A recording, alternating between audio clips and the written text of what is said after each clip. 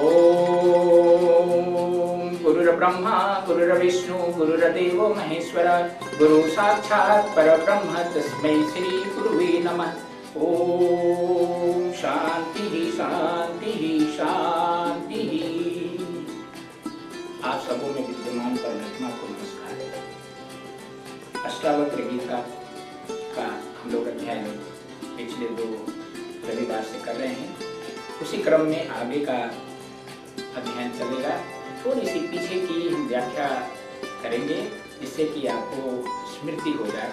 अभी दूसरा श्लोक हम लोग कर रहे थे और दूसरा श्लोक में ये है, पहला श्लोक था महर्षि से पूछते हैं जनक जी कि ज्ञान क्या है, कैसे प्राप्त होता है, वैराग्य कैसे प्राप्त होता है और मुक्ति कैसे प्राप्त होती है। हे प्रभु आप बताइए। ये प्रश्न था जनक जी का। अब उस प्रश्न के उत्तर में, जनक जी के प्रश्न के उत्तर में अष्टावक्र अब यहाँ से शुरुआत कर रहे हैं। ये जनक और अष्टावक्र के संवाद के रूप में, प्रश्नोत्तर के रूप में ये पूरी गीता कही गई है और बहुत उच्च स्तर का इसमें ज्ञान है। तो इसके जवाब में उन्होंने कहा था अष्टावक्र जी ने, मुक्तिमिच्छसि चेतात विषयान् विषवत् यज क्षमा आर्जव दया तोषम सत्यं पीयूषवद भज। यदि तुम मुक्ति की इच्छा करते हो, जनक जी से कह रहे हैं अष्टावक्र, यदि तुम मुक्ति की इच्छा करते हो तो जितने भी विषय हैं, इंद्रियों के भोग्य पदार्थ हैं, उन सबको विष मान करके छोड़ दो, विष के समान महसूस करके छोड़ दो और उसके स्थान पर क्षमा, आर्जव, दया, संतोष, सत्य, इन सबों को अमृत समझते हुए इनका पान करो। ये बहुत 2 पंक्तियों में पूरा सार साधना का अष्टावक्र जी ने दे दिया है। जीवन में 2 प्रकार की वृत्तियां हैं आपके सामने, या तो अमृत पान करने का अवसर है या विष पान करने का है। या तो आप अमृत पी सकते हैं या विष पी सकते हैं, यह हमारे आपके सबके लिए खुला हुआ है। आध्यात्मिक जगत में जो ज्ञान की इच्छा रखते हैं, जो मुक्ति की इच्छा रखते हैं, जो वैराग्य की इच्छा रखते हैं, उनके लिए अष्टावक्र ने बड़ा स्पष्ट कह दिया है कि जो मन और इंद्रियों का विषय है, जो भोग्य पदार्थ हैं, जिसमें रस लेता है मन और इंद्रियां, उनको विष के समान मानते हुए छोड़ दो और इसके स्थान पर कुछ गुणों को विकसित करो। ऐसा इसलिए उन्होंने कहा है कि जब आपका मन विषयों पर भागता रहेगा, विषय का मतलब होता है इंद्रियों के जो भोग्य पदार्थ हैं, आंख है इंद्रिय, कान है इंद्रिय, नासिका है इंद्रिय, जिह्वा है इंद्रिय, इस प्रकार से स्पर्श इंद्रियां हैं, ये ज्ञान इंद्रियां हैं। तो इनके भोग्य पदार्थ, आंख के भोग्य पदार्थ हैं, कान के भोग्य पदार्थ हैं, जिह्वा के भोग्य पदार्थ हैं, स्पर्श के भोग्य पदार्थ हैं। तो आपको कहा गया है कि इनके प्रति आसक्त मत हो, इनको विष के समान मानो। क्यों कहा गया? क्योंकि जब तक इसके ऊपर मन भागता रहेगा, जब तक इसमें मन रस लेता रहेगा, तब तक मन जो है विषयाकार वृत्ति में रहेगा, बाहर की तरफ भागता रहेगा। और बाहर की तरफ भागने से आपके जो वास्तविक, जो आपके स्वरूप है, जो ईश्वरीय सत्ता है, उसकी तरफ आपकी दृष्टि नहीं होगी। इसलिए हमेशा ये सतह पर घूमता रहेगा, हमेशा आपको भोग की कामना जगती रहेगी और भोग से किसी की पूरी तौर पर कभी तृप्ति नहीं होती है और एक भोग के बाद दूसरा भोग करने की इच्छा जागृत होती रहती है। इस प्रकार से पूरा जन्म खत्म हो जाने के बाद, कई जन्म खत्म हो जाने के बाद भी व्यक्ति भोग से मुक्त नहीं हो पाता है, गहराई में नहीं जा पाता है। इसलिए हमारे शास्त्रों ने बड़ी सुंदर एक प्रार्थना 3 लाइन की है, असतो मां सद्गमय तमसो मां ज्योतिर्गमय मृत्युर्माम अमृतम गमय। इसलिए कि हमेशा अंधकार और प्रकाश हमेशा यहाँ विद्यमान है, और अंधकार में जो है वो इसका कष्ट भोग रहा है, और अब उसे इस कष्ट के भोगने के बाद जो पीड़ा महसूस हो रही है, तो उस पीड़ा से मुक्ति पाने के लिए वो उच्च सत्ता को, उच्च शक्ति से प्रार्थना करता है, मुझे अंधकार से, असत्य से सत्य की तरफ ले जाओ, हमें अंधकार से प्रकाश की तरफ ले जाओ। हम बार बार ये मृत्यु और जीवन के चक्र में पड़ रहे हैं। विषयों के ऊपर भागने से क्या होता है कि कुछ तृष्णाएं बनी रह जाती हैं, कुछ भोग लालसा बनी रह जाती है, और इस भोग लालसा के लिए फिर से भोग करने के लिए फिर जन्म लेना पड़ता है। तो हम मृत्यु दर मृत्यु, मृत्यु दर मृत्यु इसी भाव चक्र में भटकते रहते हैं। तो इसलिए वो प्रार्थना की गई कि हमें मृत्यु से अमरत्व की इस चक्र से उठाओ और अमरत्व की तरफ ले चलो। तो ये हमेशा आपको ध्यान रखना है कि अगर आपकी इंद्रियों की तरफ अगर वृत्ति है, इंद्रियों की तरफ आप जा रहे हैं, अगर इंद्रियों के विषयों में रस आ रहा है, तो आप समझिए कि मृत्यु की तरफ जा रहे हैं, आप समझिए कि असत की तरफ जा रहे हैं, आप समझिए कि अंधकार की तरफ जा रहे हैं, और आप अपने ही हंता स्वयं हैं। विष तो किसी को एक बार मारता है, विषय आपको बार बार मारता है। आपको स्वयं आत्महंता इसलिए है कि आप बार बार विषय की चाहना करते हैं, और विषय की चाहना का परिणाम ये होता है कि विषय से कभी तृप्ति नहीं होती है, और कभी तृप्ति नहीं होने का परिणाम ये होता है कि आपको उस तृप्ति के क्रम में मन चूंकि भटकता है विषयों पर, तो उसी विषयों की तरफ फिर से जन्म हो जाता है, और फिर से उसी विषयों की तरफ आप आकृष्ट हो जाते हैं, और इसके कारण आप स्वयं हैं। इसलिए आत्महंता, आप स्वयं अपने आप को मारने वाले हैं, और कई बार मारने वाले हैं, इसलिए आप पीड़ित भी रहते हैं। तो इस प्रकार से महर्षि अष्टावक्र जी ने उनको बताया है कि आप यदि मुक्ति की इच्छा रखते हैं, तो आपको मुक्ति की इच्छा रखने वालों को विषयों को इसी में बुद्धिमानी है कि विष समझ करके छोड़ देना है। ये जो मन विषयों पर इसलिए भटकता है क्योंकि मन इंद्रियों से जुड़ा है, और इंद्रियां जो हैं वो संसार का बोध कराती है। इसी इंद्रियों के माध्यम से हम संसार के साथ, संसार के ज्ञान को अंदर ले जाते हैं, और ये संसार के ज्ञान को अंदर ले जाकर के हमारे अंदर अनेक प्रकार की मलिनताएं होने के कारण हमें लगता है कि इनमें ही सुख है। तो इस विषयों से मन को अलग करने का एक बड़ा अच्छा तरीका है, बताया गया कि इसके लिए वैराग्य मन में उत्पन्न कीजिए, और वैराग्य उत्पन्न करने के लिए आवश्यक है कि इंद्रियों का नियंत्रण, इंद्रियां जो है अनियंत्रित न हो, और इंद्रियों का नियंत्रण करने के लिए मन का नियंत्रण करना जरूरी है, क्योंकि इंद्रियां जो हैं वो मन के विस्तार हैं, मन का ही फैलाव है। जैसे कछुआ आपने देखा होगा, कछुआ जो है जब वो बाहर आता है तो अपने हाथ पैर को बाहर निकाल देता है, फैला देता है, और जब उस पर कोई संकट होता है तो समेटना चाहता है तो वो हाथ पैर को समेट लेता है।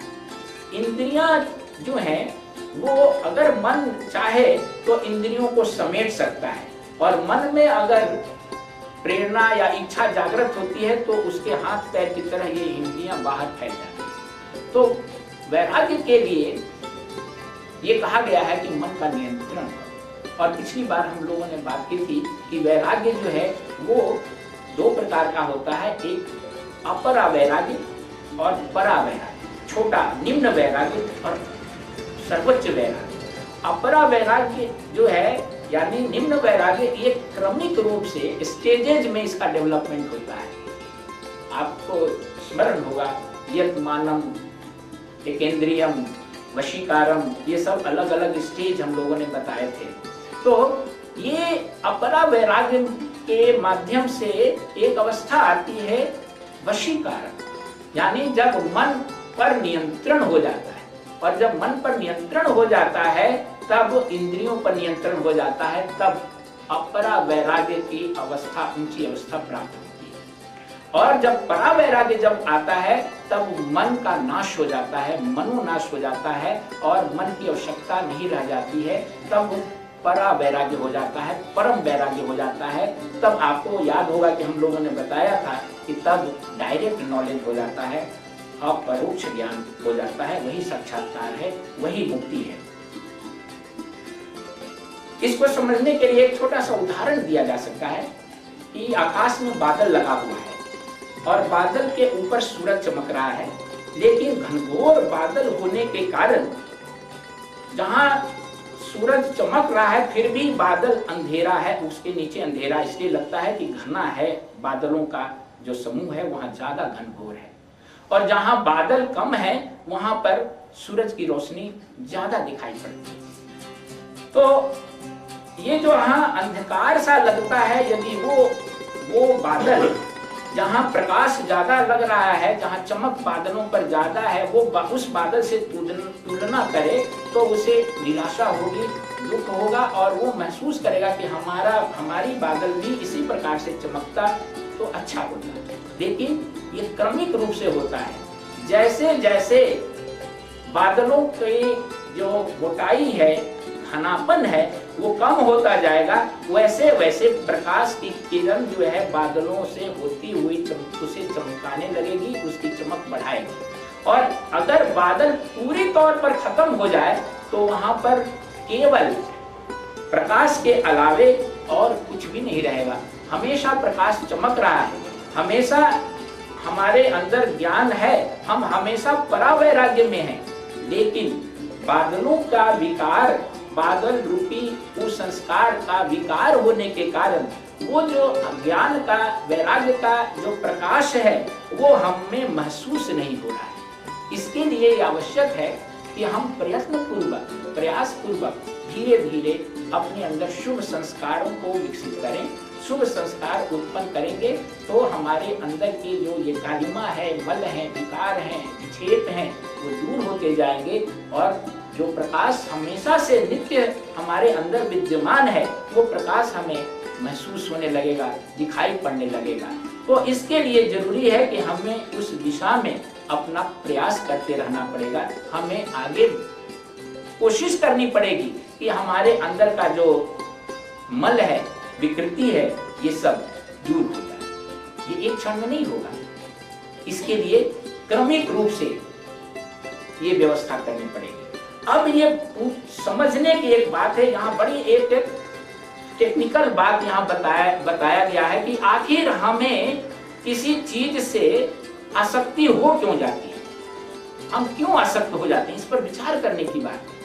आध्यात्मिकता जो है वो एक पूरी तौर पर विज्ञान है और ये मनोविज्ञान का सर्वोच्च जो विकास है वो हमारे अध्यात्म में हुआ है। तो इसमें इस समय आपको हम बताना चाह रहे हैं कि व्यक्ति क्यों किसी से आसक्त हो जाता है, किसी व्यक्ति से, किसी वस्तु से, किसी संबंध से, किसी खास स्थिति से क्यों आसक्त हो जाता है।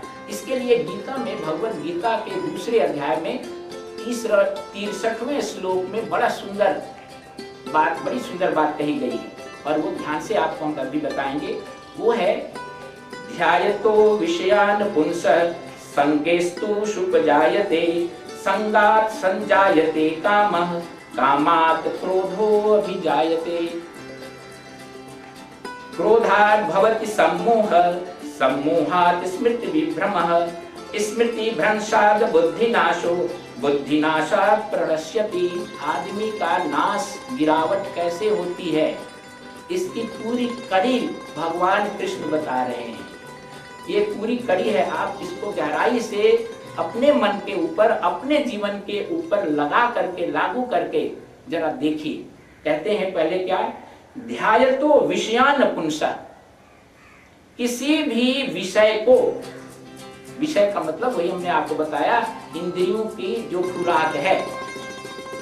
हम करते क्या है कि हम जिस चीज में हमें थोड़ी सी अच्छाई दिखने लगती है, उस चीज को ध्यायते विषयान् पुंसः, हम उसको बार बार उसको अपने मन में लाते हैं, बार बार उसी पर मन जाता है। आप ध्यान रखिएगा, जिसके साथ लगा होगा उसका ध्यान बराबर आता रहेगा। पत्नी से हो, पति से हो, पुत्र से हो, किसी धन से हो, दौलत से हो, बार बार ध्यायतो विषय, आप बार बार विषयों पर आपका ध्यान जाता है। उस बार बार आपके ध्यान जाने से, विषयों के ऊपर बार बार ध्यान जाने से उसके साथ एक संग हो जाता है, उसके साथ एक लगाव हो जाता है। और उस लगाव को अगर लंबे समय तक आप लगाए रखें, उस संग को अधिक देर तक अपनी चेतना में बनाए रखें, तो संगात संजायते कामा, तो उस संग से आपके अंदर उस वस्तु को पाने की इच्छा प्रकट होती है, काम प्रकट होता है। बार बार सोचने से उसके विषय में, आपको बार बार विषयों के सोचने से संग उत्पन्न हो जाता है, और लगातार संग होने से उसकी इच्छा हो जाती है, काम उसका उत्पन्न हो जाता है। और काम अगर, यानी इच्छा अगर आपकी पूरी नहीं होती है किसी कारण से, तो क्रोध उत्पन्न होता है। उसकी प्राप्ति में यदि कहीं कोई रुकावट डालता है तो आपके अंदर उद्विग्नता आ जाती है, आपके अंदर क्रोध उत्पन्न हो जाता है, अशांति हो जाती है। और क्रोधाद भवति सम्मोह, और क्रोध से सम्मोह उत्पन्न होता है। सम्मोह का मतलब होता है कि आप उस वस्तु परिस्थिति को ठीक ठीक सही रूप में नहीं देख पाते हैं। उसके लिए एक चित्रण बन जाता है आपके मन में, और वही चित्र आप समझते हैं कि सही है, ये इसको सम्मोह कहते हैं। और क्रोध से सम्मोह उत्पन्न होता है, और सम्मोहात स्मृति विभ्रम, और सम्मोह से आपकी स्मृति जो है भ्रमित हो जाती है। आप सही और अच्छे का ज्ञान, ठीक उसका संदर्भ आपको नहीं रह जाता है। स्मृति भ्रंशाद बुद्धि नाश, और जहां स्मृति भ्रंश हुई, यह आपकी बुद्धि का नाश हो जाता है, विवेक खत्म हो जाता है। और विवेक खत्म हो जाता है तो बुद्धि नाशात् प्रणश्यति, और जहां बुद्धि का नाश होता है कि आपका विनाश होने लगता है, आप गिर जाते हैं। ये है कड़ी। इसको एक छोटा सा उदाहरण से हम आपको समझाने का कोशिश करेंगे। आप सुबह सुबह टहलने जाते हैं, और टहलने जाते हैं सुबह सुबह, और सुबह सुबह टहलते समय देखते हैं कि पास के मकान में तो बहुत अच्छी गाड़ी, जो सुंदर गाड़ी लगी हुई है। कल तक तो गाड़ी नहीं थी उनके यहाँ, आज गाड़ी लगी हुई है। आपका मन उस गाड़ी को देखता है, चमचमाती गाड़ी को, और कहीं न कहीं आपके मन में उस गाड़ी के प्रति कोई न लगाव है। और ध्यानी जी के घर में आ गई है, पड़ोसी के घर में, हम उसको देखते हैं तो हमारे मन के अंदर भी कहीं न कहीं उस गाड़ी के प्रति एक आकर्षण होने लगता है, और पूरे घूमने के चक्कर में दिमाग में उसी गाड़ी का चक्कर लगता रहता है। कितनी अच्छी उसकी लाइट है, कितना अच्छा रंग है, कितना सुंदर है, लंबी है। और उसको जब आप घूम के भी आते हैं तभी वो दिमाग में आपके चक्कर लगा रहता है। कल सुबह अब आप जानबूझ के थोड़ा और नजदीक से देखने के लिए आप और उसको पहले जाते हैं और थोड़ा ठहर करके देखते हैं, और नहीं होता है तो पड़ोसी का दरवाजा खटखटा करके कहते हैं कि जरा सा गैरेज खोल करके भाई इतनी नई गाड़ी ले आओ, दिखाओ। और उस नई गाड़ी को देखते हैं आप, तो पड़ोसी जो है उस गाड़ी को खोल करके और फक्र से दिखाता है कि इसमें ये विशेषता है, ये विशेषता है, इतनी अच्छी है, उतनी अच्छी है, इसको ऐसे लिया जा सकता है। आपके अंदर और मन में उसकी चाहना बढ़ती है। तब आपको संग उत्पन्न हो जाता है। संग का मतलब, उत्पन्न होने का मतलब कि आप उसको लगाओ आप में उत्पन्न होने लगता है, और महसूस करने लगते हैं कि आपके लिए इस मॉडर्न लाइफ में आपके लिए ये गाड़ी की आवश्यकता है, आपके पास ऐसी होनी चाहिए। और तब उसके प्रति एक काम जागृत हो जाता है, एक इच्छा, तीव्र इच्छा जागृत हो जाती है कि ये गाड़ी हमें लेनी है, हमारे पास होनी चाहिए। किसी भी प्रकार से मेरा सुख शांति इसी के प्राप्ति पर है, और आप उसके लिए तब उद्योग में लग जाते हैं। अगर कहीं किसी रास्ते में किसी ने कह दिया कि भाई तुम्हारे लिए जरूरी नहीं है, उनको तो बहुत दूर दूर जाना था, आपको क्या जाना है, आपको यहाँ से सीधे मेट्रो पर बैठते हो, अपने ऑफिस चले जाते हो, आपके लिए तो जरूरी नहीं है। अगर कोई रुकावट डालता है तो आप तुरंत गुस्से में आ जाते हो। आप जो है उसको अगर आपका शत्रु कोई किसी प्रकार से पैर खींचता है तब भी गुस्से में आ जाते हैं। आपका प्रिय कोई आदमी भी आपको अगर सलाह देता है अच्छा कि भाई तुम्हारी ये 10 लाख रुपए का लोन लोगे, लोन को देने का मुश्किल हो जाएगा, अभी बच्चे की पढ़ाई करनी है, बेटी की शादी करनी है, मत लो, तो चाहे वो कितना भी प्रिय हो, इच्छा आपके अंदर है गहरी, तो आप उसके प्रति जो है क्रोध का भाव उत्पन्न करें। क्रोध केवल रुकावट में ही नहीं आता है, क्रोध का दूसरा भी एक प्रकार है। क्रोध का मतलब मन में चंचलता। चंचलता आपको दूसरी तरह से भी आ सकती है। अगर कोई आदमी आपको उस काम में आओ सहयोग देने लगे, हाँ ले लो, अच्छा है, हम भी है, सहयोग देते हैं, ले लो, चलो हम तुम्हारे साथ बैंक में फाइनेंस करा देंगे, ये करा देंगे, वो करा देंगे, और वो चीज मिल जाती है।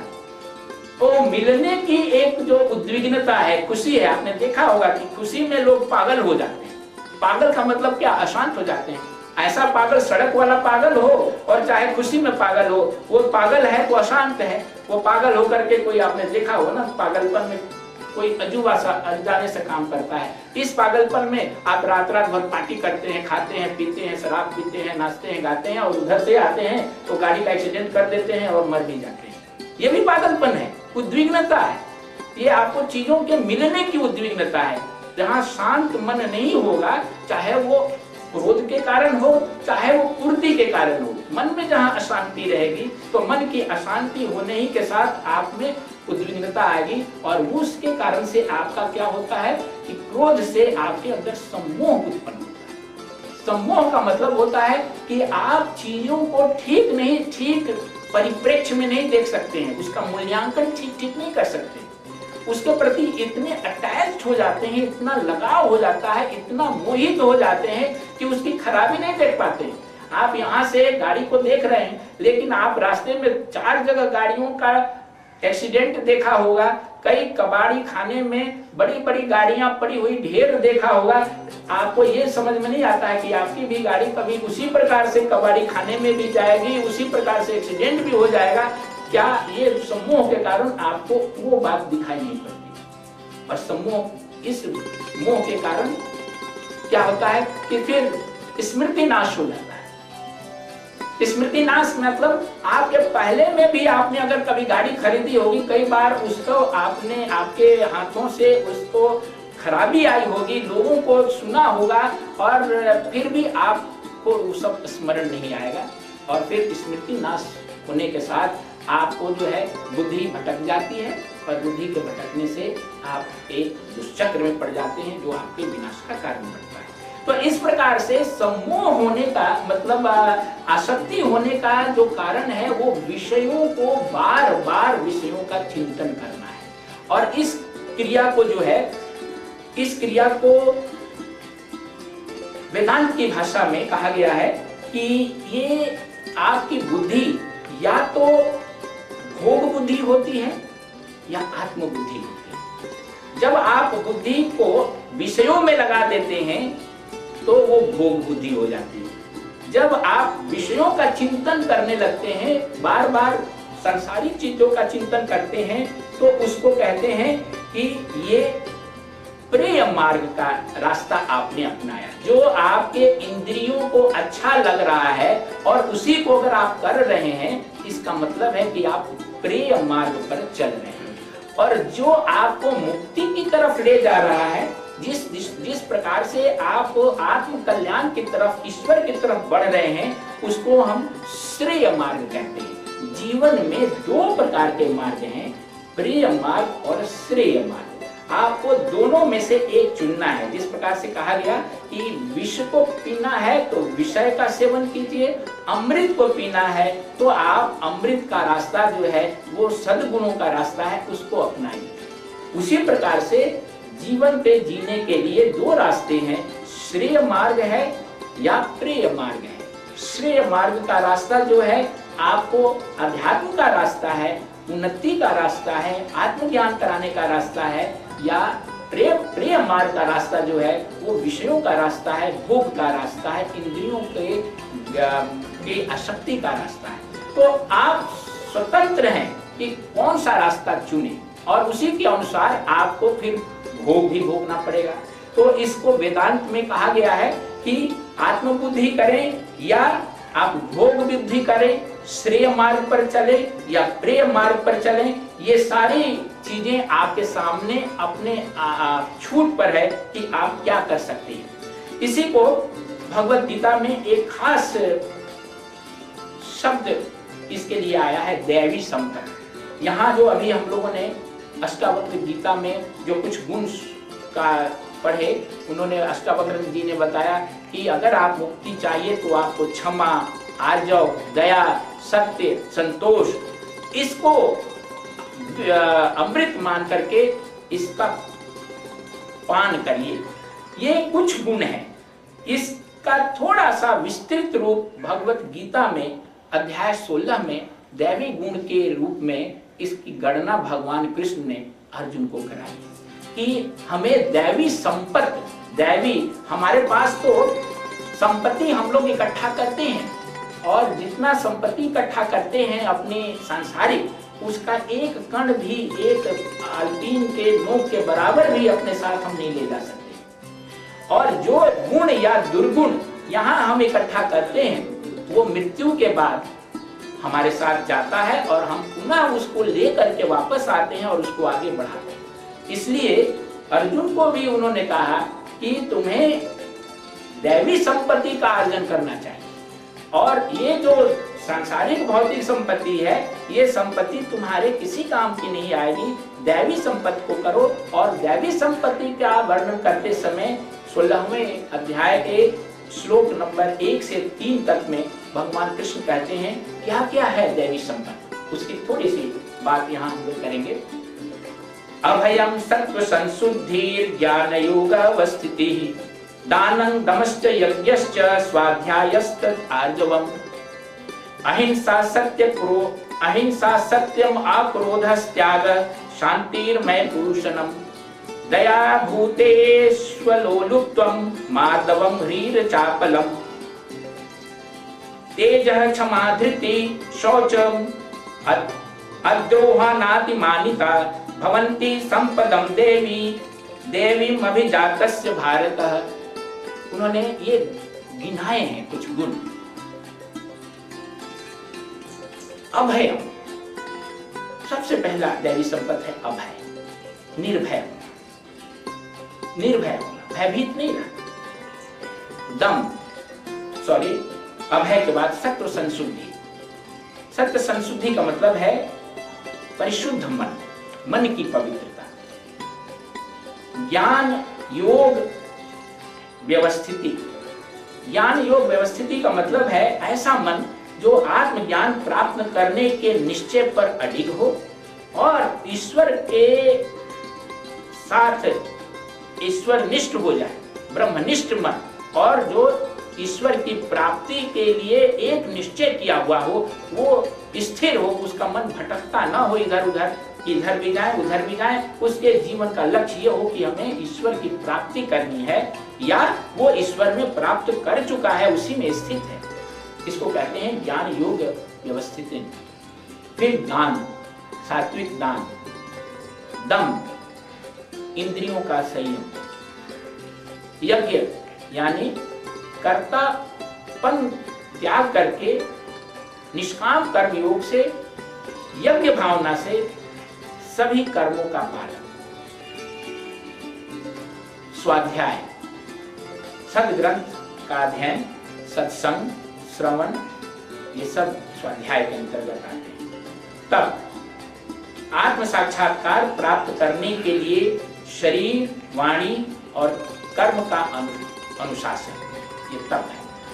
अपने शरीर से, मन से और वाणी से आप जो कुछ भी करते हैं उसको संयमित रूप से करें, मर्यादित रूप से करें, शास्त्र सम्मत रूप से करें, और उसके लिए जो अपने ऊपर अनुशासन किया जाता है उसको तब कहा जाता है आर्जव। इसकी चर्चा इसमें भी, इस श्लोक में भी है आर्जव के बारे में। आर्जव का मतलब होता है सरलता, अंदर और बाहर एक समान, जैसा आप सोचे वैसा ही बोलें और वैसा ही करें। ऐसा नहीं कि सोचे कुछ, बोले कुछ और करे कुछ। ये जो अंतर हो जाता है वाणी में, विचार में और क्रिया में, ये जटिलता है, ये आर्जव नहीं है। जो एक हो वो आर्जव है। अहिंसा, अहिंसा दो प्रकार की होती है, किसी को चोट हानि ना पहुंचाना शारीरिक रूप से, और दूसरी अहिंसा ये है कि सबसे गहरा प्रेम करना, अपना स्वरूप मान करके सबसे, चाहे वो मनुष्य हो या कोई मनुष्यतर प्राणी हो, सबको अपना आत्म स्वरूप मान करके प्रेम करना। सत्य, मन वचन कर्म में सत्य का अनुसरण करना। अक्रोध यानी क्रोध का अभाव, जो आपको किसी प्रकार से हानि भी पहुंचा रहा है उसके प्रति भी क्षमा भाव है, उसके प्रति मित्रता का भाव है, उसको किसी प्रकार से शत्रु ना समझना, क्रोध न करना। त्याग का मतलब होता है कि अपने स्वार्थ पूर्ण कर्मों को त्यागना, अपने स्वार्थ से जरा ऊपर उठना, केवल पूरे जीवन भर स्वार्थ में ही ना लगे रहना। शांति का मतलब होता है मानसिक निरभ्रता, मन में उद्विग्नता नहीं, स्थिर मन की चंचलता नहीं। अपैशुनम का मतलब होता है पीठ पीछे किसी की निंदा न करना। ऐसा नहीं कि कोई व्यक्ति कहीं नहीं है और आप बैठ के उसकी निंदा करें, ये अपैशुनम दोष है। और किसी की छोटी गलती को बहुत बढ़ा चढ़ा के न कहना। बहुत सारे लोग होते हैं, कोई आदमी गलती करता है, छोटा सा उसमें कोई दोष होता है, और बहुत उसको तेल मसाला मिला के तिल का ताड़ बना के उसको खराब से खराब पापी बताते हैं, उसको खराब से खराब दोषी बताते हैं। ये जो दुर्गुण है इसको कहते हैं अपैशुनम। दया यानी सारे प्राणियों पर आत्मवत मान करके, अपना स्वरूप मान करके उस पर दया करना। अलोलुप्त्वम का मतलब होता है कि इंद्रियों का जब विषयों के साथ संयोग हो, उसमें रस आए पर उससे आसक्त नहीं होना। इंद्रियां जब विषयों के साथ मिले तो उनके विषयों के साथ मिलने के बाद उनके रस से आसक्त न होना, इस गुण को अलोलुप्त्वम कहते हैं। उसके बाद मार्दव का मतलब होता है कोमलता, कठोरता नहीं, ये नहीं कि अकड़े हुए, कोमल, मक्खन की तरह कोमल, वाणी में, कर्म में और अपने विचारों में कोमलता। और चापलम का मतलब होता है चंचलता का अभाव। ये नहीं कि अस्थिर हैं, कभी कुछ यहाँ जाएं वहाँ करें, बिजनेस करें, नौकरी करें, मकान बनाएं, यहाँ करें वहाँ जाएं, यहाँ छोड़ के वहाँ जाएं, ये सब चीजें जो है ना, चंचलता किसी भी प्रकार की, ये दोष है, ये दैवी संपत्ति नहीं है। ह्री का मतलब होता है लोक एवं शास्त्र विरुद्ध कर्म में लज्जापन होना। लोक और शास्त्र ने जिन कर्मों को मना किया है करने से, उसको करने पर लज्जा लगे, इस गुण को ह्री कहते हैं। क्षमा का मतलब फॉरबियरेंस, लोगों की सहनशीलता, और किसी ने कोई आपके प्रति अपराध कर भी दिया है तो उस अपराध को भूल जाना, उसको ये समझना कि इसका अज्ञानता में हुआ है, और उसके प्रति किसी प्रकार से अपने मन में किसी प्रकार से रोष न रखना, ग्रज न रखना, इसको कहते हैं क्षमा। धीरति का मतलब होता है धैर्य, हर समय अपने अंदर धैर्य बनाए रखना।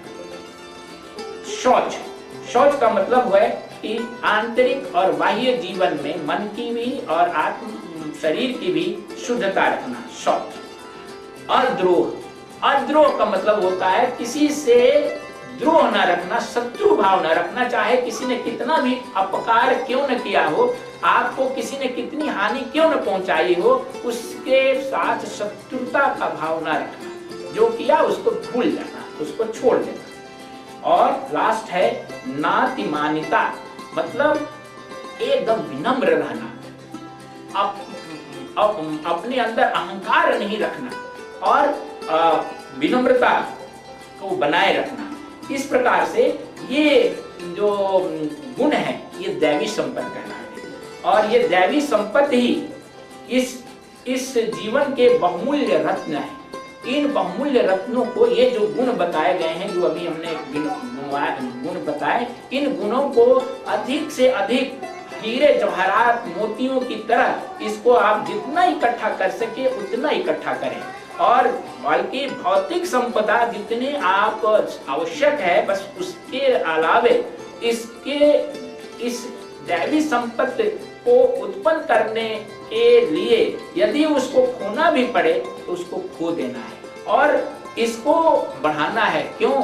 क्योंकि यही संपत्ति जो है ये आपके साथ जाती है और आप इन्हीं संपत्तियों के साथ, यदि आपको आत्मज्ञान नहीं हुआ तो आप इन गुणों के साथ फिर जन्म लेते हैं और फिर इसके जन्म लेकर के आगे आपकी मुक्ति की तरफ की रास्ता निकलती है और तब आप जो है निवृत्ति मार्ग पर चलते हुए आत्मज्ञान प्राप्त करते हैं। इस प्रकार से ये जो दूसरा श्लोक था ये पूरा होता है।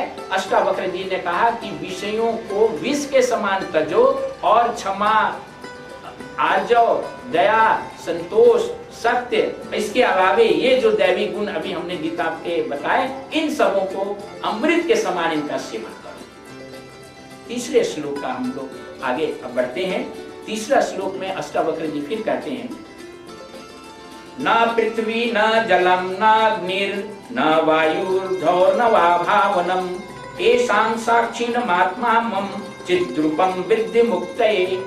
ये कहते हैं जनक जी को कि अब आप ये समझिए कि आप न तो पृथ्वी हैं, न तो जल हैं, न तो आप वायु, तेज अथवा आकाश हैं और नहीं आप इन पंच तत्वों के विकार हैं। इन सबों का साक्षी उस आत्मा को जानकर आप इन सबों के जो साक्षी आत्मा है उसको जानकर आप मुक्त हो सकते हैं। इस समस्त सृष्टि का जो निर्माण हुआ है, इस सृष्टि का निर्माण इन पंच तत्वों से हुआ है।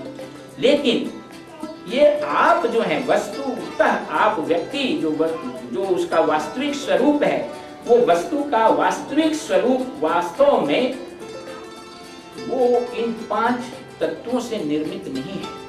आत्मा जो है, हमारा जो वास्तविक स्वरूप है वो पंच तत्वों से निर्मित नहीं है। ये पंच तत्व जो हैं ये आत्मा से भिन्न है। इस बात को समझना है, ये बहुत सूक्ष्म बात है।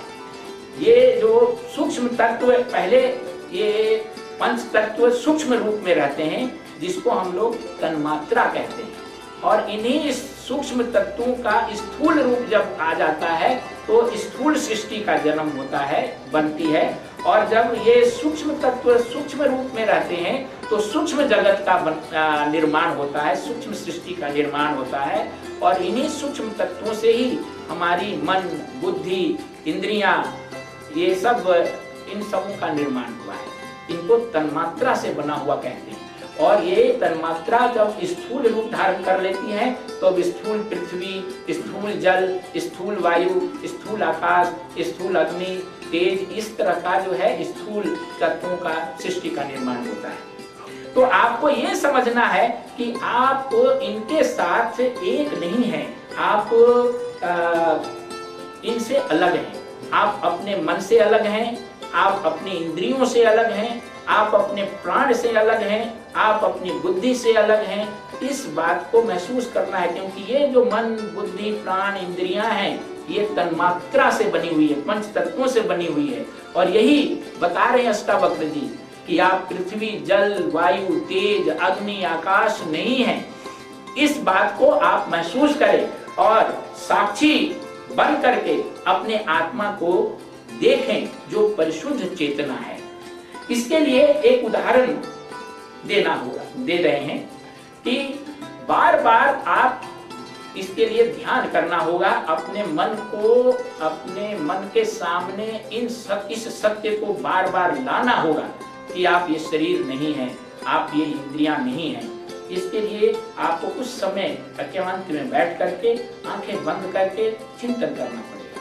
लेकिन आरंभ में क्या होता है कि जब आप चिंतन करने लगेंगे, ध्यान करने लगेंगे तो बाहर के बहुत सारे विचार आपके मन में आने लगेंगे। एक योग शिक्षक जो था वो किसी अपने शिष्य को ध्यान करा रहा था, तो उसने कहा कि ध्यान करते समय देखना, मतलब कोई विचार नहीं आने देना, बंदर के बारे में मत सोचना, इधर उधर की बात मत सोचना।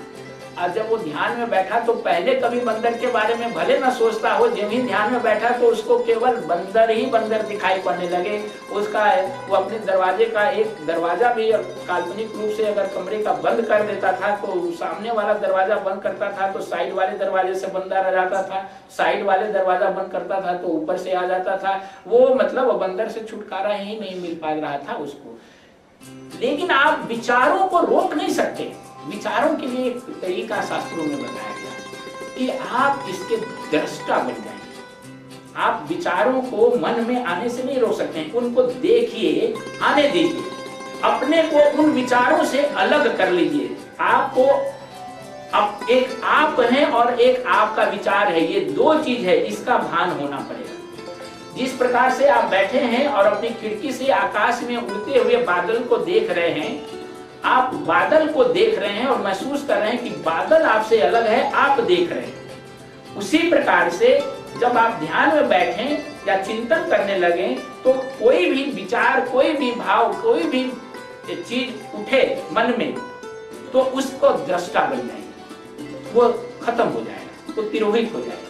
उसी प्रकार से जो आपको चिंता होने लगे, जब आप कोई तनाव में हो, किसी बात को लेकर के बहुत मन दुखी हो, दुख हो, बार बार वो बात याद आ रही हो, तो इस एक्सपेरिमेंट को कीजिए। आप अपने मन का दृष्टा बन जाइए। मन को महसूस कीजिए कि वो मन जो है वो बादल है, इसमें उठने वाले जो ये तरह तरह के जो विचार हैं बादल हैं। आप अपने ही समस्या को, आप अपने ही तनाव को, आप अपने ही जो चिंता है उसको अपने से अलग हट के अपने देखने लगे, जैसे आप बादल को देख रहे हैं। तो आप पाएंगे, हालांकि ये इतना आसान नहीं है, इसको करने के लिए पहले आपको एक अपने आत्म स्वरूप की पहचान होनी चाहिए अंदर, और दूसरी कि आपको ये महसूस होना चाहिए कि आपका मन, आपकी इंद्रियां, आप अपने विचारों से पृथक हैं। ये थोड़ा अभ्यास करने के बाद आ जाता है।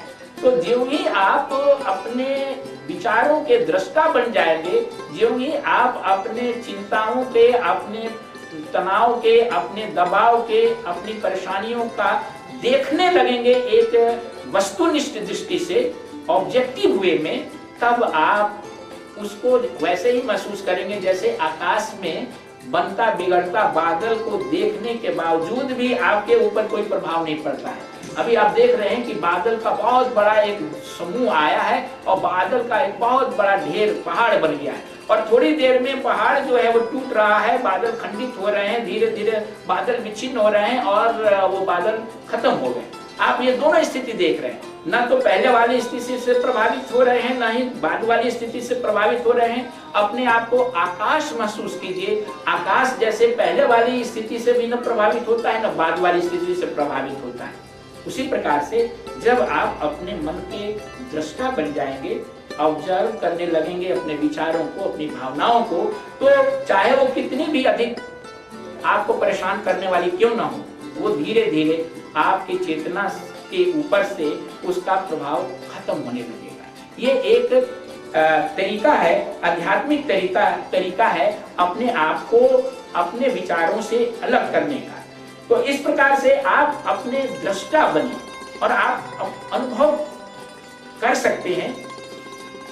आप बचपन में भी आप जो थे वो आज भी है। मैं जो आपका है वो बचपन में जब से आपको स्मरण है, जिस समय से आपको अपने जीवन का स्मरण है, उस समय से ले करके आज तक आपका जो वास्तविक मैं है उसमें कोई परिवर्तन नहीं हुआ है। बचपन में बालक थे तब भी आपको लगता था कि मैं हूँ, युवावस्था में भी लगता था कि मैं हूँ, अभी भी लग रहा है कि मैं हूँ। लेकिन चीजें कितनी बदल गई, शरीर आपका कितना बदल गया। पहले शरीर इतना छोटा था, फिर बड़ा हो गया, बड़े स्वस्थ हो गया, खूब बड़े पहलवान हो गए, धीरे धीरे अब बाल सफेद हो गए, दांत टूट गए, आंख भी नहीं, फिर भी मैं वही है, वो जो बालकपन में था, जो खेलता था, कूदता था, और वो जो युवावस्था में था, जो लड़ता था, बड़े बड़े काम कर देता था, और अभी जो डंडा लेकर के भी नहीं चल पा रहा है, देख नहीं पा रहा है, उस समय भी वो मैं है।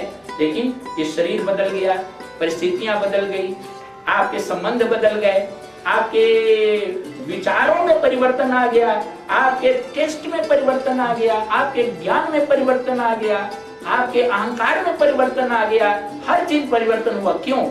क्योंकि वो आपका वास्तविक स्वरूप नहीं है। लेकिन अज्ञानवश हम लोग जो है उसको अपने से जोड़ लिया है, और इस जोड़ने के कारण हम जो है उसको अपना मान बैठे। अब अगले श्लोक में इसका क्लियर बहुत स्पष्ट होता है। चौथा श्लोक में अष्टावक्र जी कहते हैं, यदि देहं पृथक्कृत्य चित्त विश्राम्य तिष्ठसि अधुनैव सुखी शांत बंध मुक्तो भविष्यसि। एकदम अभी तुमको मुक्ति मिल सकती है। कैसे? इसी क्षण, इसी समय। यदि देहं पृथक्कृत्यम, यदि तुम स्वयं को शरीर से पृथक कर, शरीर से अलग कर आत्मा में अवस्थित कर दो, तो इसी पल तुम शांत, सुखी और जीवन मुक्त हो जाओगे। यदि देहं पृथक्कृत्यं चित्त विश्राम्य तिष्ठसि अधुनैव सुखी शांत बंध मुक्तो भविष्यसि। आप इसी क्षण, इसी समय मुक्त हो सकते हैं यदि आप अपने को इस शरीर से पृथक कर, जैसा मैंने कहा कि अपने जैसे आकाश में उड़ते हुए बादल को देख रहे हैं, उसी प्रकार से अपने शरीर से अलग अपने आप को करके अपनी आत्मा में यदि स्थित कर लेंगे, तो इसी क्षण, इसी पल आप मुक्त हो जाएंगे, जीवन मुक्त हो जाएंगे। क्योंकि आपकी मुक्ति जो है वो किसी बाहरी चीज पर निर्भर नहीं है। बहुत एक शास्त्र की कथन है, मोक्षस्य नहीं वासिष्ठि, मोक्षस्य नहीं न ही वासिष्ठि न ग्राम्यांतरमेव वा अज्ञान हृदय ग्रंथि नाशो मोक्ष इति स्मृतः। यानी मोक्ष जो है वो कहीं दूर नहीं है, वो न तो किसी घर में है, न किसी गांव में है, न ही पर्वत में है, न ही किसी नगर में है, बल्कि अज्ञान रूपी जो हृदय में ग्रंथि आपकी बनी है, ये अज्ञान रूपी ग्रंथि जिस पल नष्ट हो जाती है उसी पल मोक्ष हो जाता है। इसलिए ये अज्ञान रूपी ग्रंथि है क्या? अज्ञान रूपी ग्रंथि ये है कि जो हम अपने को शरीर मान लिए हैं, अपने को शरीर के साथ जोड़ लिया है, अपने को जो मन के साथ जोड़ लिया है। मैं दुखी हूं, मैं बूढ़ा हूं। अब मैं बूढ़ा हूं, बूढ़ा कौन है? शरीर तो है बूढ़ा, लेकिन आप अपने मैं को कहते हैं क्या? वो बचपन वाला जो मैं था वो अब मैं नहीं है, वो मैं तो अभी भी है, लेकिन वो बचपन वाला मैं और ये मैं जो है कंटिन्यूअस सेम है, सेम वही मैं चला आ रहा है, उसमें जरा भी कमी नहीं हुई है। कमी हुई है शरीर, बचपन वाला शरीर अब नहीं है, लेकिन आपने शरीर के साथ उस मैं को जोड़ लिया है। ये शरीर बूढ़ा हो गया तो आप सोच रहे हैं कि मैं बूढ़ा हूं, क्योंकि आपने बाहर के चीजों से, इसको कहते हैं अध्यास। अध्यास का मतलब सुपर इम्पोज, निरूपण। और वेदांत में एक वर्ड आया है अन्यान्योध्यास। दो चीजें एक दूसरे के ऊपर जुड़ जाती हैं और एक दूसरे का गुण ले लेती हैं, अन्यान्योध्यास इसको कहते हैं। इसका बड़ा सुंदर उदाहरण दिया गया है शास्त्रों में। कैसे?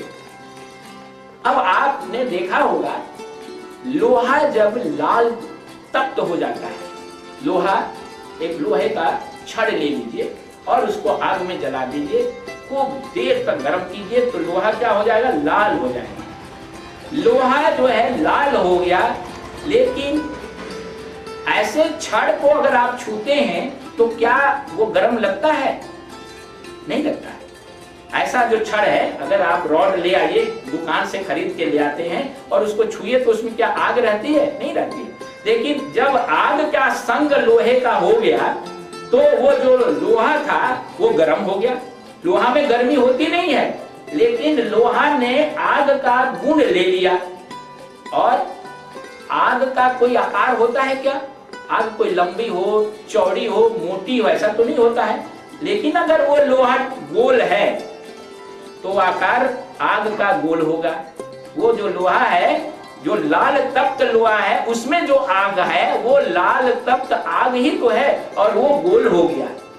लोहा गोल है, इसलिए आग ने लोहे का गुण ले लिया और लोहा ने आग का गुण ले लिया।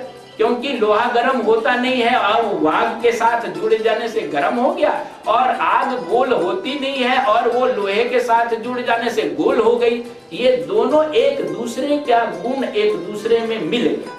इसको कहते हैं अन्योन्याध्यास, एक दूसरे का आरोपण। यही होता है हमारे आपके साथ। हमने शरीर के गुण को आत्मा पर आरोपित कर लिया, आत्मा के गुण को शरीर पर आरोपित कर लिया।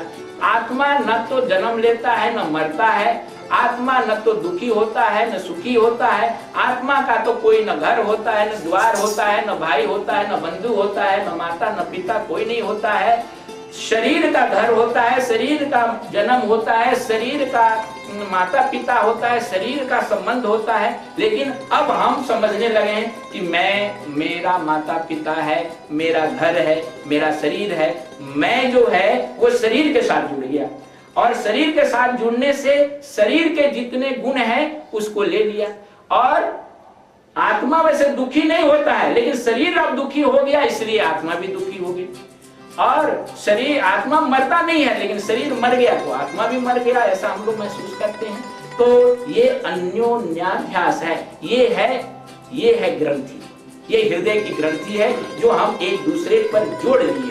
अब इसी ग्रंथि को तोड़ना है और इसी में इस श्लोक में अष्टावक्र जी ये कहते हैं कि यदि देहं पृथक कृत्यं चित्तो विश्राम्य तिष्ठसि अधुनैव सुखी शांत बंध मुक्तो भविष्यसि। अगर अभी आप तुरंत इस देह से को अलग कर दीजिए, आत्मा से, इस मन को आत्मा से अलग कर दीजिए, इंद्रियों को आत्मा से अलग कर दीजिए, आप मुक्त हो जाएंगे। आप इसी समय आपका जो बंधन है वो खत्म हो जाएगा। क्योंकि जो एक दूसरे का गुण आपने ले लिया है, जो अध्यास हो गया है, इस अध्यास के कारण आप अपने आप को बंधन में महसूस करते हैं।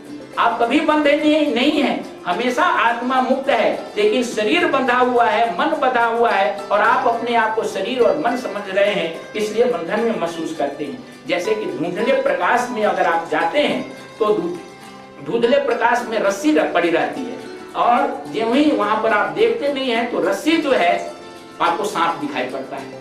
रस्सी तो निर्जीव है, वो डसती नहीं है, काटती नहीं है, चलती नहीं है। और सांप जो है वो डसता है, चलता है, काटता है, लेकिन सांप सजीव है। लेकिन सांप में का जो गुण है वो आपने रस्सी में डाल दिया। वो रस्सी गोल ऐसे कुंडली मार के रखी हुई थी, टेढ़ी मेढ़ी थी, तो आपने सांप वाला गुण रस्सी पर डाल दिया कि ये टेढ़ा मेढ़ा है तो सांप है, और सांप है तो ये काटेगा तो हम मर जाएंगे, ये बड़ा खतरनाक है। और उससे आप भय होकर के चिल्लाने लगे कि सांप सांप।